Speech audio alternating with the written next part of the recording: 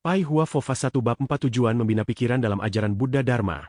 Bagian 2 Setelah memiliki tujuan pembinaan pikiran, lalu bagaimana cara untuk membina pikiran kita? Bagaimana cara untuk membersihkan pikiran kita? Ini hanya bisa dicapai dengan mengandalkan pemahaman hati kita sendiri untuk tersadarkan. Tersadarkan berarti terbuka pikirannya. Kita selalu menekankan bagaimana pentingnya untuk bisa tersadarkan. Namun, dengan semua konsep logika yang terhampar di depan mata, seperti reinkarnasi dan hukum karma, jodoh dan takdir, maka apalagi yang perlu disadari? Sebenarnya, kelopak bunga yang berguguran di bawah cahaya rembulan, tanaman dan rerumputan yang ada di sekitar kita, bisa menjadi faktor pendukung untuk menumbuhkan kesadaran tersebut. Setiap hal yang terjadi setiap hari dalam kehidupan kita, mungkin bisa membuat kita lebih memahami banyak hal. Tersadarkan adalah suatu proses di mana kita bisa menerapkan dan mempraktikkan ajaran Buddha Dharma di dalam kehidupan sehari-hari. Lalu dari pengalaman-pengalaman yang kita alami itu sendiri, membuat kita kembali menyadari makna yang sebenarnya dari ajaran Buddha Dharma, di mana proses latihan ini akan terus terjadi secara berulang-ulang. Ini seperti latihan persiapan ujian, di mana kita terus menerapkan konsep dasar secara berulang kali, mengerjakan soal latihan secara berulang kali, dan dari proses ini kita mulai mengenal pola dasar untuk menyelesaikan soal, yang sampai pada akhirnya kita menjadi semakin mahir dan bisa menggunakan pengetahuan ini sesuai dengan keinginan kita sendiri. Setiap kali kita mempraktikkan ajaran Buddha Dharma dengan benar di dalam proses pembinaan pikiran kita, maka tingkat kesadaran kita pun akan naik 1 poin. Namun pada saat yang sama mungkin saja kita 9 kali benar di awal, tetapi yang ke-10 salah, juga mungkin saja bisa menyebabkan peningkatan yang diperoleh di awal menjadi sia-sia. Maka dari itu dikatakan, dalam membina pikiran kita harus sangat berhati-hati. Ada banyak saudara sedharma kita yang mempelajari Wejangan Master dengan seksama, memahaminya dengan mendalam, dan membina diri dengan sangat baik. Ini adalah suatu hal yang baik, karena berarti kita semua memahami kebaikan dari pintu Dharma ini. Akan tetapi, dari pertanyaan yang diajukan di internet, dan bagaimana sikap dan perilaku kepada orang lain dan benda-benda di sekitar, dapat disimpulkan bahwa masih banyak orang yang berada di tahap melunasi hutang karma, dan masih belum sepenuhnya memahami prinsip dasar bahwa kehidupan ini adalah ajaran Buddha Dharma, maupun menekuni ajaran Dharma berarti harus belajar menjadi manusia yang baik terlebih dahulu.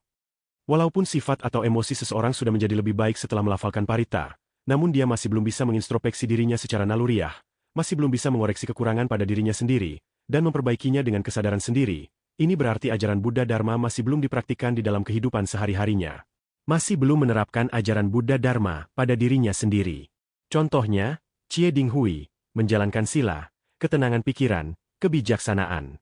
Banyak orang yang masih tidak mengerti mengapa seseorang harus menjalankan sila, apa yang perlu dijadikan pantangan, mengapa dengan menjalankan sila bisa membuat seseorang mencapai ketenangan, mengapa dibutuhkan ketenangan, apa yang perlu ditenangkan. Semua ini adalah konsep-konsep yang harus dipahami dengan benar. Sama saja dengan kisah-kisah orang-orang terdahulu yang sudah sangat sering kita dengar, kita juga harus bisa menangkap pesan apa yang ingin disampaikan, menyadari prinsip apa yang ingin diajarkan, sesuai dengan dasar ajaran Dharma yang manakah itu. Sesudah itu barulah kita bisa memahami dengan baik, mengapa mereka membuat cerita seperti itu. Contohnya, mengapa, dengan bersabar di dalam kesulitan bisa membuat kita lebih maju? Apa dasarnya? Mengapa sangat menekankan ketidakkakuan? Apa gunanya? Dan lain sebagainya. Tidak hanya harus mengetahui pepatah-pepatah ini, tetapi juga harus bisa menjalankannya. Tidak boleh hanya menjiplaknya saja. Hanya dengan benar-benar memahami makna yang terkandung di dalamnya, barulah kita bisa menganalisa dan menerapkannya kembali dengan baik dan benar. Logika ini sama saja seperti menggunakan rumus matematika. Oleh karena itu, tersadarkan bukanlah sesuatu yang jauh dan abstrak. Sebenarnya, dalam keseharian kita selama menekuni ajaran Buddha Dharma, tanpa disadari kita sudah mulai tersadarkan. Seperti, bagaimana cara melafalkan parita? Mengapa setelah melafalkan parita keadaan kita bisa menjadi lebih baik? Bagaimana cara menggunakan Xiao Fang Qi dan lain-lain? Yang dilanjutkan dengan menyadari hal lainnya secara lebih mendalam lagi secara bertahap, memikirkan lebih banyak, mengapa, dan mengerti lebih banyak lagi prinsip lainnya. Orang yang membina pikirannya tidak akan berani melakukan kejahatan, sama seperti orang yang mengerti hukum tidak akan melanggar hukum, karena dia memahami aturannya. Apa yang kita bina dalam pembinaan diri? Membina diri adalah memperbaiki atau membenahi perilaku kita. Tujuannya agar bisa mencapai tingkat kesadaran tertinggi, kesadaran total. Ada 3 aspek dalam pembinaan diri, yaitu, tingkah laku yang sesuai dengan norma, larangan dalam bertutur kata, dan peningkatan kesadaran dalam sopan santun. Sebenarnya, saat kita sudah mengetahui bahwa kekuatan buah karma buruk dalam jaring-jaring duniawi sangatlah besar, dan buah karma buruk ini berasal dari perilaku, perkataan, pikiran, maka kita akan lebih mudah memahami tujuan pembinaan dalam ketiga hal ini supaya tidak menanam karma buruk lagi. Berperilaku sesuai dengan norma kesopanan untuk mencegah tubuh kita berbuat karma buruk. larangan dalam bertutur kata membuat kita tidak menanam karma mulut, peningkatan kesadaran dalam sopan santun, yang bertujuan untuk mencegah munculnya pikiran-pikiran buruk di dalam hati kita. Dengan demikian, karma buruk yang dilakukan melalui pikiran akan berkurang jauh. Apabila dapat memahami prinsip dasar ini, maka kita bisa menggunakannya sebagai patokan dalam membina diri kita sendiri, mengurangi karma buruk, dan tidak lagi menenun jaring karma yang baru. Tentu saja, sejauh mana kita bisa memahami prinsip ini dan bagaimana menerapkannya di dalam kehidupan kita, tergantung dari kemampuan pemahaman masing-masing. Contohnya, dalam pekerjaan, atasan Anda dengan jelas memberikan Anda pekerjaan lebih banyak, yang menyebabkan Anda harus bekerja keras setiap hari dan sering lembur, sedangkan orang lain dengan gaji yang sama, bisa bersantai. Dalam situasi seperti ini, mungkin Anda bisa menahan diri untuk tidak mengumpat, atau Anda bisa mengendalikan diri untuk tidak melakukan hal-hal yang keterlaluan. Namun di dalam hati kecil Anda, apakah Anda bisa tidak marah? Mengapa tidak marah sangatlah penting? Jika Anda tidak marah, apakah orang lain akan menganggap Anda sebagai pengecut? Bagaimana seharusnya cara berpikir yang benar? Semua ini harus dipahami oleh diri kita sendiri. Setiap bisa menjawab satu pertanyaan, maka tingkat kesadaran Anda akan meningkat 1 poin, karena kemampuan pemahaman yang berbeda akan menyebabkan tingkat kesadaran yang dicapai pun berbeda. Jika tidak bisa memahaminya, maka Anda akan selalu membandingkan banyaknya pekerjaan Anda dengan orang lain. Anda akan selalu merasa diperlakukan tidak adil, dan lama-kelamaan akan muncul perasaan marah dan benci. Saat itu bibit karma buruk sudah tertanam dalam diri Anda tanpa disadari. Malah Anda masih merasa bahwa diri Anda itu adalah korbannya. Lambat laun, Anda akan kehilangan tekad dalam pembinaan diri ini. Ada pepatah mengatakan, guru menuntun masuk, namun pencapaian tergantung masing-masing orang. Karena lingkungan tempat tinggal setiap orang berbeda-beda, masalah yang dihadapi juga tidak sama, maka master tidak mungkin bisa memaparkan semua jawaban mengenai apa saja yang harus dipahami masing-masing individu, sebagai pilihan bagi kalian semua. Akan tetapi tidak peduli seberapa besar dan beragam perubahan yang terjadi, pada hakikatnya tetap memiliki prinsip yang sama, jadi masih bisa ditelusuri polanya. Tujuan utamanya agar bisa memahami kehidupan ini melalui hukum karma dan jodoh, menggunakan pintu dharma yang diajarkan oleh master untuk menyelesaikan permasalahan hidup, dengan menggunakan jasa kebajikan sendiri untuk tidak lagi menjalin jodoh buruk sebagai batasannya untuk mengendalikan diri sendiri. Dalam 3 aspek pembinaan diri, tidak membahas tentang mengumpulkan jasa kebajikan. Lalu bagaimana bisa jasa kebajikan menjadi hasil dari pembinaan diri? Hasil yang langsung dibuahkan dari membina ketiga aspek ini adalah melakukan kebajikan, selalu berpikiran benar, bertutur kata baik. Semua ini adalah jasa kebajikan. Apa yang dibina dalam pembinaan pikiran? Membina pikiran adalah aspek pembinaan yang baru muncul setelah membina diri sampai pada suatu tingkatan tertentu. Bagi para pemula atau orang-orang yang belum sampai ke tahap ini, bisa memusatkan diri menghapus karma buruk dan melakukan jasa kebajikan terlebih dahulu. Karena sewaktu karma buruk pada diri seseorang masih terlalu berat, hutang karmanya masih terlalu banyak, kotoran di dalam batin orang itu masih belum dibersihkan, maka dia masih belum sampai ke tahap pembinaan pikiran. Namun sewaktu karma buruk kita sudah terhapus sampai pada suatu tahap tertentu, biasanya saat itu dia akan mulai menghadapi ujian mimpi, seperti menghirup wangi cendana dari langit, melihat bodhisatwa tersenyum, dan penampakan lainnya, maka Anda segera akan memasuki tahap pembinaan pikiran. Inilah yang dikatakan Master, perbedaan khusus dari membina diri di masa sekarang, dengan membina diri di masa mendatang. Iblis muncul dari dalam hati. Sebenarnya iblis hati memiliki hubungan yang sangat erat dengan karma buruk. Sekarang kita bisa membayar hutang karma kita terlebih dahulu, baru menjalani pembinaan pikiran, maka beban yang dipikul akan menjadi lebih ringan. Oleh karena itu, walaupun sama-sama membina pikiran, pintu Dharma Master bisa mengurangi lebih banyak halangan di dalam pikiran kita, lebih mudah untuk mengatasi iblis hati di dalam diri kita, meningkatkan tingkat kesadaran, dan terlihat hasilnya. Dari ketiga aspek pembinaan diri, kita bisa melihat bahwa pembinaan diri dan pembinaan pikiran memiliki ikatan yang sangat erat. Untuk memperbaiki diri sendiri, pertama-tama harus merenungkan apakah ada perilaku yang tidak benar pada diri kita. Dan proses kesadaran ini adalah proses pembinaan pikiran, mengintrospeksi perilaku dan pikiran sendiri, dan secara bertahap mengembangkannya ke arah yang lebih baik. Membina pikiran tidak memiliki ketentuan pasti, juga tidak ada langkah-langkah yang bisa dijalani secara bertahap. Apalagi penjelasan terstruktur mengenai cara untuk membina pikiran. Karena kekuatan karma setiap orang berbeda-beda, maka halangan yang akan dihadapi setiap orang juga tidak akan sama. Hal ini menyebabkan proses pembinaan pikiran yang dijalani setiap orang juga akan jauh berbeda. Tetapi, semua cara memiliki dasar prinsip yang sama, sebesar apapun perbedaan yang dialami dalam proses pembinaan pikiran, namun tujuan akhir yang ingin dicapai hanya satu, yaitu memiliki pemikiran seperti Buddha dan Bodhisattva. Pikiran Buddha adalah pikiran semua makhluk, pikiran Bodhisattva adalah pikiran yang berwelas asih. Oleh karena hanya dengan mengintrospeksi diri setiap saat, dengan meneladani pikiran Buddha dan Bodhisattva, maka kita baru bisa menemukan bagian di dalam pikiran kita yang perlu diperbaiki, dan dengan demikian perilaku kita juga bisa berubah menjadi lebih baik. Pikiran seorang Buddha selalu memikirkan penderitaan semua makhluk, sedangkan pikiran seorang bodhisatwa selalu berwelas asih dan rela berkorban. Ini adalah tingkat kesadaran yang sangat tinggi. Dan harus kita jadikan teladan serta tujuan akhir yang akan dicapai di dalam pembinaan pikiran. Membina pikiran diawali dengan menuntun jiwa kita kembali ke jalan yang benar, mencapai tingkat kesadaran di mana pikiran kita bersih dan tenang, dan sesuai dengan kenyataan, dimulai dengan mencari kekurangan dalam diri kita sendiri, menghilangkan 3 racun, tan, chen, chi, ketamakan, kebencian, kebodohan. Menghapuskan kemelekatan terhadap pandangan diri sendiri dan orang lain. Dengan demikian pikiran kita bisa menjadi lebih tenang dan bisa menjalani pembinaan dengan lebih terfokus. Membuat batin kita menjadi lebih bersih. Dan perlahan bisa kembali menemukan sifat suci kita. Menemukan kembali sifat kebuddhaan yang sudah ada dalam diri kita, termasuk di dalamnya hati nurani, hati yang baik, lalu memperkuat dan mengembangkannya menjadi hati yang berwelas asih. Apa yang dimaksud dengan pikiran yang bersih? Memperbaiki batin kita adalah titik awal pembinaan pikiran, namun setiap orang memiliki pandangan yang berbeda-beda terhadap makna dari kebenaran itu sendiri.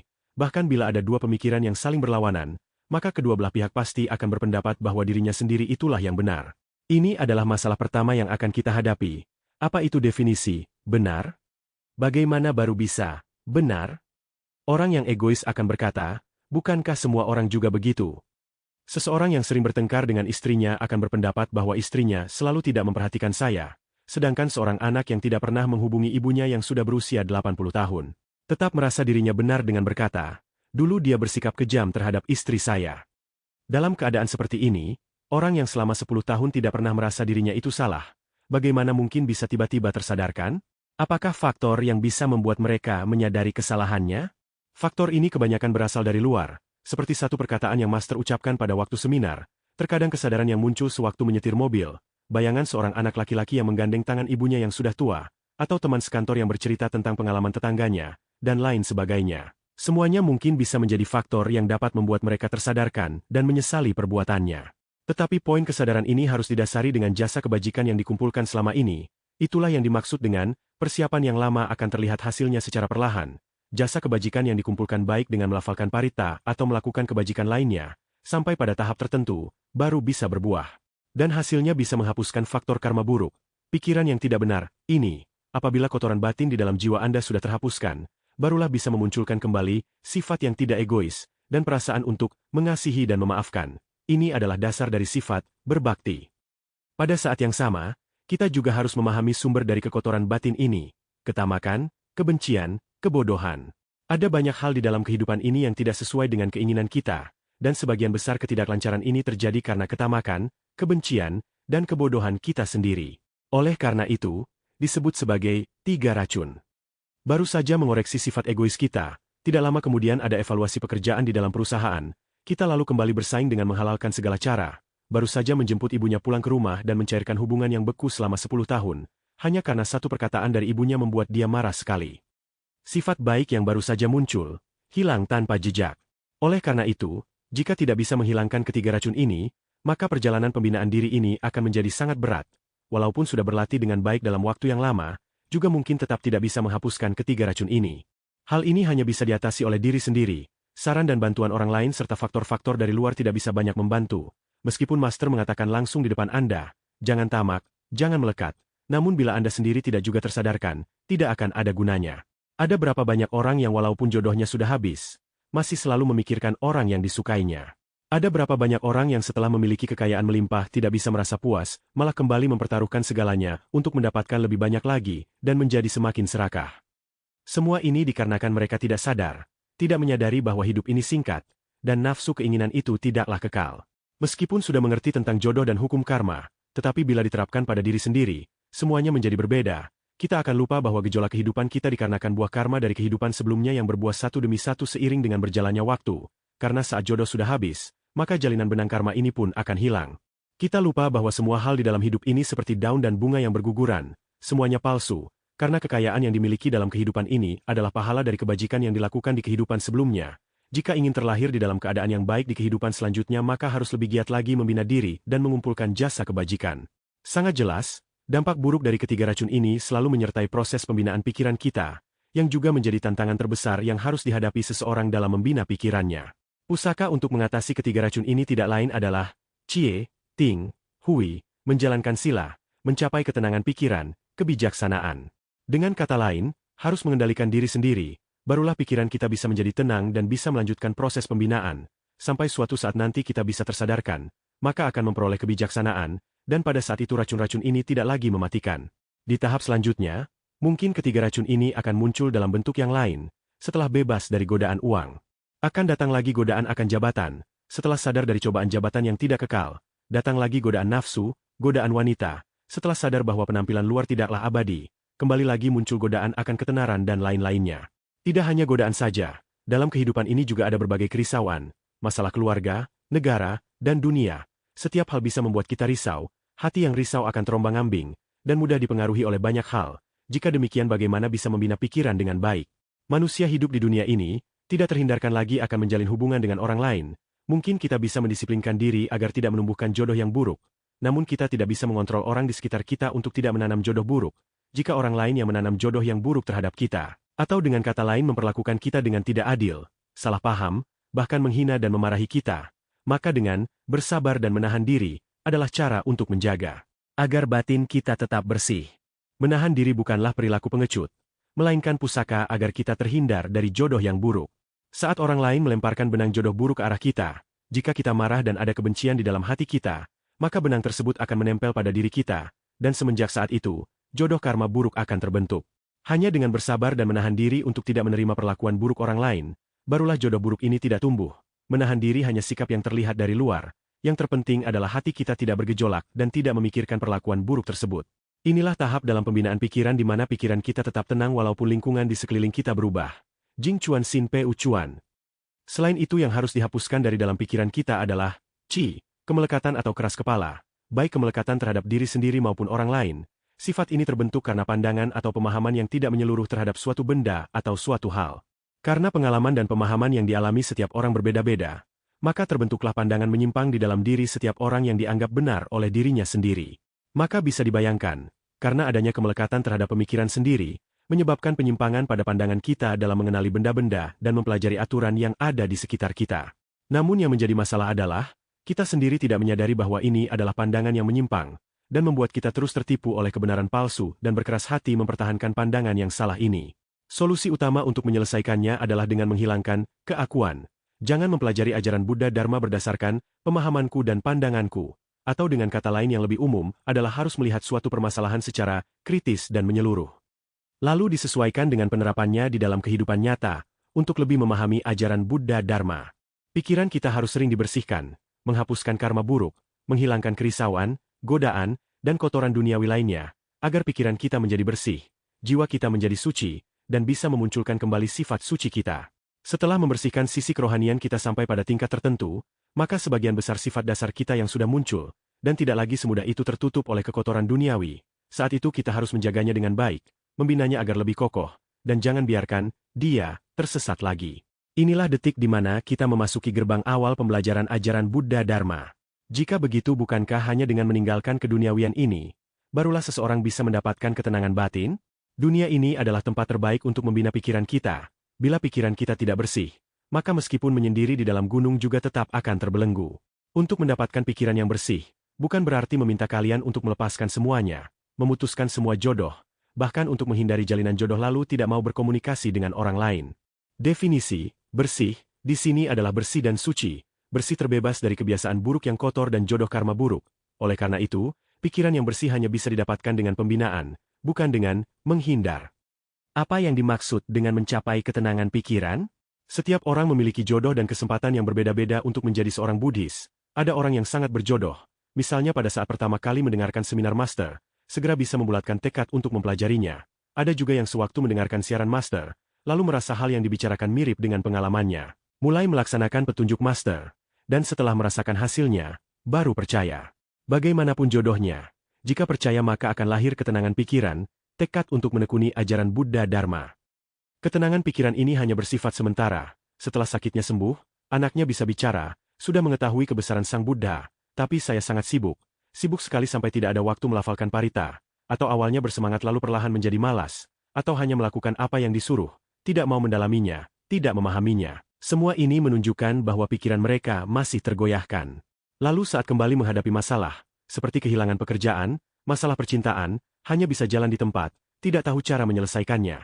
Atau, saya sudah melakukan sesuai dengan apa yang diajarkan Master, tapi dalam 1 bulan ini tetap tidak mendapatkan pekerjaan baru. Mengapa sudah setengah tahun saya sudah mengikuti cara Master, tetapi jodoh saya tetap tidak datang? Seiring dengan timbulnya masalah-masalah ini, mulai muncul keraguan. Adanya buah karma buruk akan menimbulkan kekhawatiran, dan kekhawatiran ini akan mengendalikan saya. Hati kita pun menjadi tidak tenang. Oleh karena itu membina diri dalam Mahayana atau roda dharma besar harus didasari dengan pemahaman roda dharma kecil. Kita harus membina diri sendiri dengan baik terlebih dahulu, membina keluarga kita dengan baik.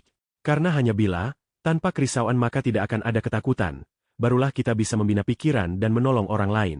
Ketenangan pikiran, di sini memiliki 2 makna. Yang pertama memiliki tekad yang kuat, dan yang kedua memiliki tujuan yang kokoh, dan keduanya dibangun di atas dasar aturan yang benar.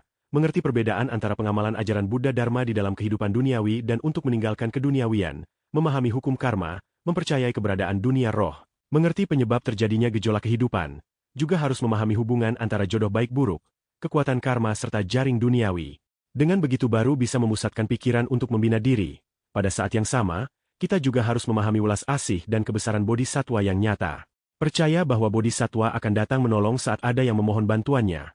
Melafalkan parita dalam tugas harian dengan baik dan sebagainya. Dengan kepercayaan yang kuat, barulah bisa memahami bahwa kesulitan yang dihadapi itu ada penyebabnya dan hanyalah bersifat sementara, dan semenjak itu bisa tetap tenang di dalam menghadapi keadaan apapun, mencapai tingkat kesadaran total.